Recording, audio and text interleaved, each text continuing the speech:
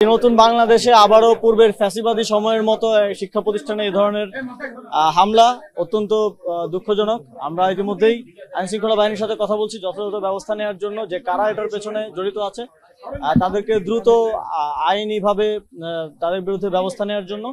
এবং আমরা চাই যে আগামীর বাংলাদেশে কখনোই ফ্যাসিবাদের সময়ে যে ইভিল প্র্যাকটিস গুলো ছিল, ক্যাম্পাসে ছাত্রদের উপর নিপীড়ন, নির্যাতন, গেস্ট রুম, গণরুমের মতো যেই বিষয়গুলো ছিল, ছাত্র রাজনীতির যেই নেতিবাচক দিকগুলো ছিল, সেগুলো আর কখনোই ফিরে না আসুক।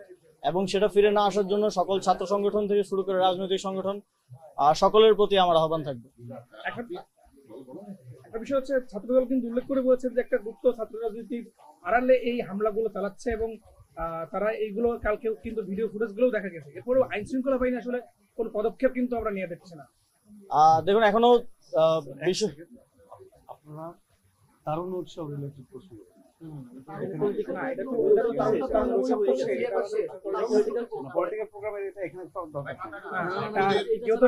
সাম্প্রতিক একদম বড় একটা ইস্যু তো। দেখুন, সঠিকভাবে তদন্ত হওয়ার পূর্ব পর্যন্ত এটা বলা উচিত হবে না যে আসলে কারা এটা ঘটিয়েছে। আমরা আইন শৃঙ্খলা বাহিনীর সাথে কথা বলছি এই বিষয়টি পুঙ্খানুপুঙ্খ তদন্ত করে ভিডিও ফুটেজ যা ছবি আছে সেগুলো দেখে কারা এর সাথে জড়িত, কারা অস্ত্রের মহড়া দিয়েছে, সে যেই হোক, তার পরিচয় যাই হোক, তাকে শাস্তির আওতায় আনার জন্য যথাযথ ব্যবস্থা নেওয়া হবে।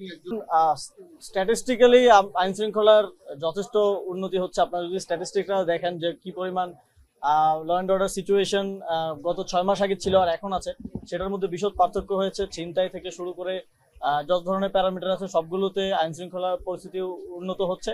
তবে যেহেতু এটা একটা ট্রানজিশনাল পিরিয়ড, আমরা একটা বিশেষ সময় পার করছি, সুতরাং এই মুহূর্তে এবং জুলাই গণঅভ্যুত্থানে পুলিশকে যেভাবে জনগণের বিরুদ্ধে দাঁড় করে দিয়ে পুলিশের মোরাল ব্রেক করা হয়েছে, তারপরে সেই পুলিশ মাঠে গিয়ে কাজ করাটা অনেক বেশি কঠিন এবং এক ধরনের চ্যালেঞ্জ। তারপরে আমরা চেষ্টা করছি নিয়োগ থেকে শুরু করে বিভিন্ন কাজের মাধ্যমে এবং নতুন করে ট্রেনিং দেওয়ার মাধ্যমে পুলিশকে জনবান্ধব করার এবং আইন শৃঙ্খলা পরিস্থিতি নিয়ন্ত্রণে আনার।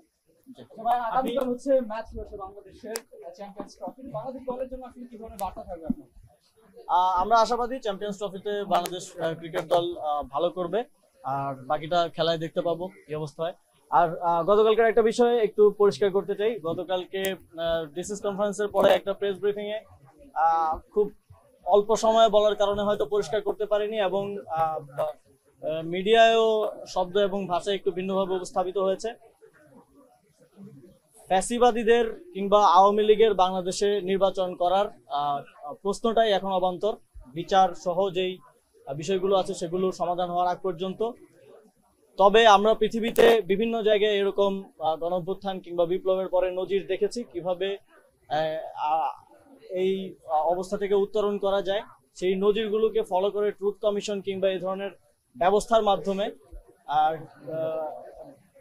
কিভাবে আওয়ামী লীগের বিষয়টা সমাধান করা যায় সেটা নিয়ে সরকার কাজ করবে। আমরা দেখেছি যে শুধু নিষিদ্ধ করেই একটি এরকম সংগঠনকে তার রাজনৈতিক কার্যক্রম পুরোপুরি বন্ধ করা যায় না। আওয়ামী লীগ জামাতকে নিষিদ্ধ করেছিল 2008 সালে, কিন্তু তাকে রাজনীতি করা থেকে বিরত করতে পারেনি। আমরা শুধু নিষিদ্ধ না, আমরা মনে করি যে এই ধরনের একটি ফ্যাসিবাদী দল যারা নাজিদের মতো গণহত্যা চালিয়েছে তাদের বাংলাদেশ থেকে নির্মূল করা উচিত এবং সেটা করার জন্য শুধুমাত্র লিগালি নিষিদ্ধ করা দিয়ে সমাধান নয়, অবশ্যই আইনি প্রক্রিয়ায়, বিচারিক প্রক্রিয়ায় আওয়ামী লীগকে নিষিদ্ধ করা উচিত এবং এর পাশাপাশি সামাজিক ভাবেও তাকে, সামাজিক এবং আদর্শিক ভাবেও তাকে এলিমিনেট করার জন্য যে ধরনের উদ্যোগ নেওয়া প্রয়োজন সরকার সেগুলো নেবে। সরকারের সদিচ্ছা আছে স্থানীয় সরকার নির্বাচন আগে করার এবং স্থানীয় প্রশাসন পরিচালনার ক্ষেত্রে যথেষ্ট আপনারা দেখতে পাচ্ছেন যে স্থবিরতা আছে এবং বাংলাদেশের মানুষ তাদের যে প্রাত্যহিক সেবা সেগুলো পাচ্ছে না এবং সেগুলো নিশ্চিত করাটা এই সরকারের অন্যতম দায়িত্ব। আমরা দিন শেষে জনগণকে একটি কষ্টের মধ্য দিয়ে যেতে হচ্ছে, সেটা কোনো সরকারই চাইবে না। আর সেই কারণে আমি ব্যক্তিগতভাবে মনে করি স্থানীয় সরকার নির্বাচন হয়ে যাওয়া উচিত। তবে যেহেতু এটা একটি সর্বোচ্চ নীতি নির্ধারণী সিদ্ধান্ত, এই বিষয়ে আমরা সরকারের সর্বোচ্চ পর্যায়ে অর্থাৎ ক্যাবিনেট আলোচনার মাধ্যমে চূড়ান্ত সিদ্ধান্ত নেব।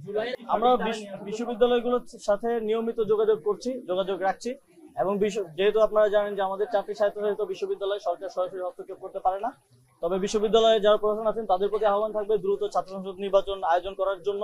আমি বিশ্বাস করি যদি ছাত্র সংসদ থাকতো, প্রকৃত নেতৃত্ব থাকতো, তাহলে কুয়েটে যে ধরনের ঘটনা ঘটেছে এ ধরনের ঘটনা ঘটতো না, এবং সামনের সময়েও এ ধরনের ঘটনা এড়িয়ে যাওয়ার জন্য ছাত্র সংসদ নির্বাচনের মাধ্যমে ছাত্রদের প্রতিনিধিদের মাধ্যমে বিশ্ববিদ্যালয় পরিচালনা করা হচ্ছে। ধন্যবাদ।